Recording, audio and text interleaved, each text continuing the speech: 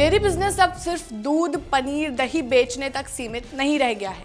आज कई प्रगतिशील किसान और उद्यमी गोबर को मेन प्रोडक्ट बनाकर अच्छी खासी कमाई कर रहे हैं। पहले जहां गोबर का इस्तेमाल सिर्फ उपले, सामान्य खाद, वर्मी कंपोस्ट या बायोगैस के लिए होता था, वहीं आज इनोवेशन के जरिए इससे बहुत कुछ नया हो रहा है।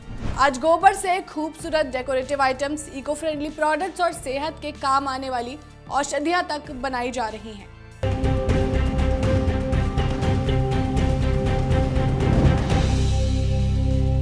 अहमदाबाद के डेयरी संचालक गोपाल सुतारिया पहले हीरो के कारोबार से जुड़े थे, लेकिन आज अपनी अनोखी सोच के दम पर एक सफल और अलग डेयरी मॉडल खड़ा कर चुके हैं। दूध ऊपर नीचे होता है, सबकी नज़र ऊंची नीचे होती है, तो हमने दूध को बाई प्रोडक्ट बनाया, गोबर को मेन प्रोडक्ट बनाया कि जब तक दूध देती है तो हमें संवर्धन करना चाहिए, अच्छा दूध होना चाहिए। ऐसे ही दूध की नदियाँ नहीं बहती थी, लेकिन जब दूध ना दे तभी भी वो गौ माता हमारे लिए सम्माननीय है, क्योंकि सगी माँ 1 साल दूध पिलाती है, 99 साल पिलाती है।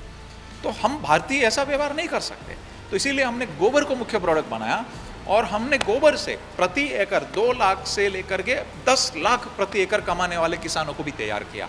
तो पिछले 6 सालों में हमने 600 ट्रेनिंग दी 22 राज्यों में और अतुलनीय परिणाम है। जैसे 150 से ज़्यादा औषधि बनाते हैं हम दूध, घी, पंचगव्य से, तो वो सारी हम लोग GMP लाइसेंस के साथ बनाते हैं। तो उसके भी कोई रॉ मटेरियल आया, उसका लैब टेस्ट हुआ, फिर प्रोसेस हुआ, फिर लैब टेस्ट हुआ, तो एक चेन हमने बनाई हुई ताकि उसकी गुणवत्ता बनी रहे। गोबर से इको फ्रेंडली उत्पाद बनाकर एक सफल और सस्टेनेबल बिजनेस मॉडल तैयार किया जा सकता है। ये उत्पाद प्लास्टिक का बेहतर विकल्प बन रहे हैं। कम लागत वाले सांचे, इनोवेशन और ट्रेनिंग मॉडल के जरिए अब तक 18,000 से अधिक लोगों को स्वरोजगार से जोड़ा जा चुका है।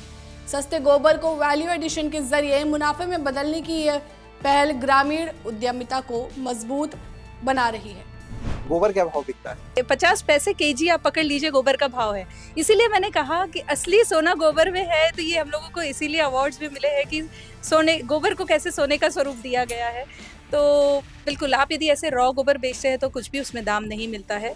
हमने प्लास्टिक को फ्री करने के लिए गोबर को आगे ले जाना है, इस पे आप फोकस करिए, पैसा तो आपको भरपूर मिलेगा, इसकी मैं गारंटी देती हूँ। अदरवाइज 2 लाख की नौकरी छोड़कर मैं यहाँ नहीं खड़ी होती। अभी हमने यहाँ पर बनाया है ये श्रिम्प, ये गोबर से बना हुआ है। ये मात्र 10 ग्राम का इसका वजन है भैया, लेस देन 10 ग्राम्स। ये हमारा 50 रुपीज में एक पोटली सेल होता है। और एक पोटली में कितने होते हैं? 2 पीस। 20 ग्राम गोबर जो है ये 50 रुपए में बिक रहा है। कितनी तरीके के उत्पाद अभी आप लोग बना रहे हैं इसमें? हाँ, तो हमारे 150 से 200 के आसपास उत्पाद है और कहूँ तो मैं हर चीज़ को कस्टमाइज करके देते हैं। हमारा हमेशा से फोकस रहा है बड़ी बड़ी मशीनरीज ना बनाकर 200, 300, 500 रुपए के सांचे जो लोग आसानी से खरीद सके। ये जो सांचा है ये जस्ट 200 रुपीज़ का सांचा है और ये लाइफ टाइम चलेगा। कलश, बंधनवार, सरस्वती, लक्ष्मी, गणेश मूर्तियाँ, सिंहासन, लैंप और 150 से अधिक विविध प्रोडक्ट्स सभी 100% शुद्ध देसी गाय के गोबर से बने।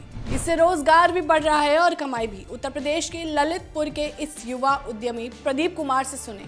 दिवाली पे हम लोग कलश बनाते, बंधनवार बनाते, सरस्वती जी, लक्ष्मी जी, गणेश जी बनाते, सिंहासन बनाते और लैंप वगैरह बनाते। ऐसा हम लोग करीब 150 के करीब प्रोडक्ट बनाते हैं। प्योर गोबर ही यूज करते और गाय के, देसी गाय का यूज करते। इसमें हम लोग कुछ मिलाते नहीं हैं। पहले बेस बनाते हम लोग गाय के गोबर से। जैसा बोलते इसमें मजबूती क्यों आती, कैसे आती, तो हम लोग सर्दियों में कंडे बनाते हैं इसके, तो इसलिए मजबूती आती। एक चीज़ और इसका रहता है, एक जो सांचा रहता है उसमें हम लोग सही से प्रेस करते तो वो मजबूती रहती है। और फिनिशिंग का रहे तो जो टेक्सचर, जैसा नॉर्मली कंडे का टेक्सचर निकलता तो हम लोग उसको घिसते हैं। घिसने के बाद जो उसमें से जो पाउडर निकलता उसको छान के उसका लेप करते।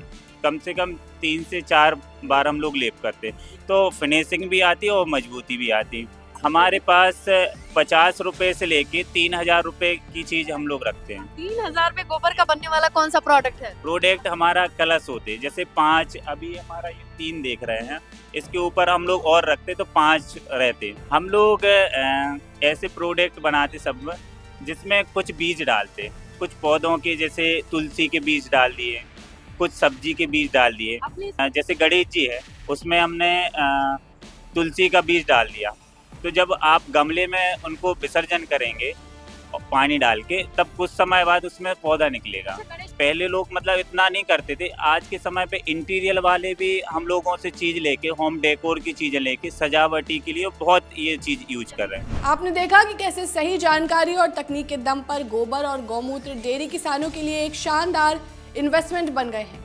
अगर आप डेयरी बिजनेस में हैं तो मुनाफे के लिए आपको सिर्फ दूध के काम पर निर्भर नहीं रहना पड़ेगा।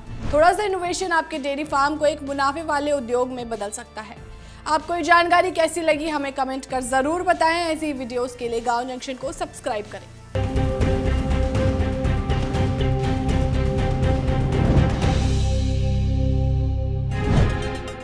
गांव जंक्शन को सभी सोशल मीडिया प्लेटफॉर्म्स पर फॉलो करें। व्हाट्सएप चैनल और जीमेल आईडी पर भी संपर्क साध सकते हैं।